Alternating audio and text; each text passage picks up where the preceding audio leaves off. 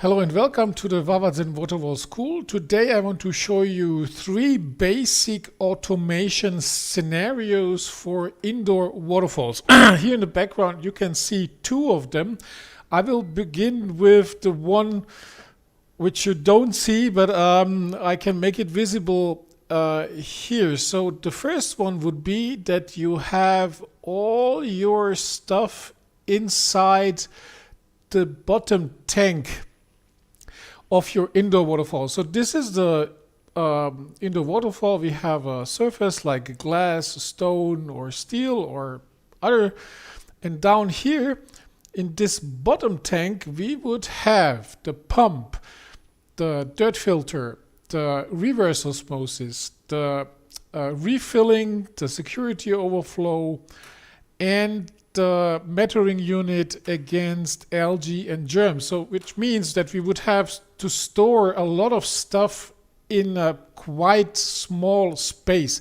So this would be like the first scenario, which is not recommended because it is not really maintenance friendly, because you have to have access to the parts and components in order to do maintenance. And also it makes the area of the bottom tank quite big, and usually customers and people don't have that, or they don't want to have so much space wasted there where the inner waterfall is. So that would be the first scenario. Then the second is the one you can see here. So this is the second scenario here, and actually this is one of my favorites, because it makes the indoor waterfall bottom tank here at the top very, very slim and less space consuming. And also you have the possibility to embed the bottom tank inside the floor like that. So the floor would be then here, and it means, just for your basic understanding, that we have all the components in the level below the waterfall, like in the basement, or like in a garage, or like in a room at the floor below the floor where your indoor waterfall is located. And then we can store and place there a technical tank, and inside the technical tank we have the pump. So this would be the pump here. We pump from there up to the inner waterfall, then the water goes down the glass plate or the stone plate, and then it's collected here in the bottom tank, and it goes back to the technical tank. On its way back, you can put there a dirt filter, or you could put the dirt filter inside here in the technical tank. That's what I call it. It's like actually like a water reservoir where the water is collected. And down there in this room, you have much more space, and it's much more maintenance friendly, not only for you if you are an indoor waterfall developer, but also if you are the owner of the indoor waterfall, because you can access all the components very easily without having to disassemble and remove parts and covers, etc. So, and I think that's really a very big advantage. And as I said before, it really looks amazing, because then you can have the bottom tank of your indoor fall embedded in the floor, and it's like the glass plate or the stone plate. It's just vanishing in the floor, and the water is vanishing there, and it's much more fascinating and exciting to have it like that. And the third basic variation would be, instead of having these water treatment components in the level below, we would have it at the same floor level, hidden, for example, in a board, or in a or behind the wall. So this could be also like a wall here.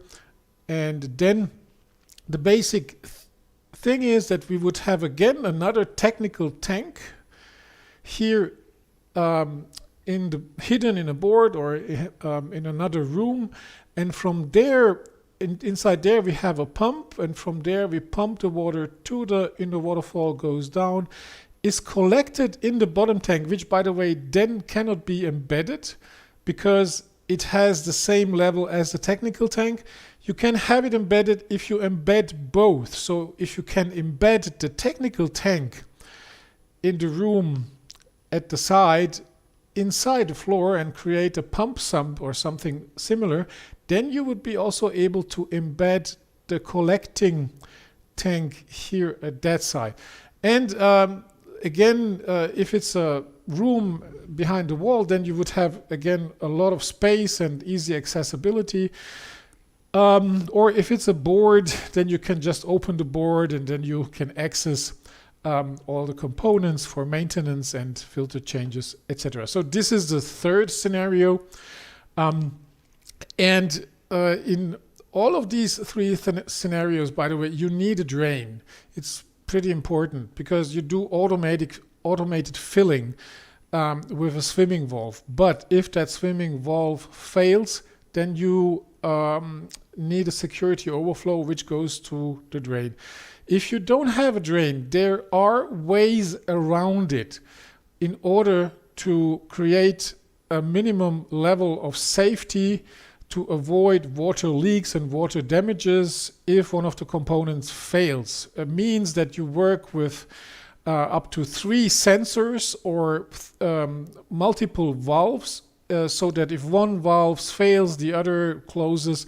And you also work with time-controlled valves in order to avoid big water leaks and water damages. So I would call this all the other variation and scenarios. There are different ways to do this setup. It's a little bit more complicated, but it's important and to have a minimum safety so that you can sleep relaxed when you think about your indoor waterfall. So I hope this helps, and I hope that you subscribe to my channel. And if you are planning an indoor waterfall and you need help with the automation of it, please contact me. You can hire me only for planning, and I will help you to do the planning for your project so that you know what kind of components you need, how to set them up, where to get them. And I can also make a 3D drawing so that all the parts, a true to scale 3D drawing, so that you can see all the parts, where they sit and how they need to be assembled. So thank you for watching. I wish you a nice weekend and hope to see you soon.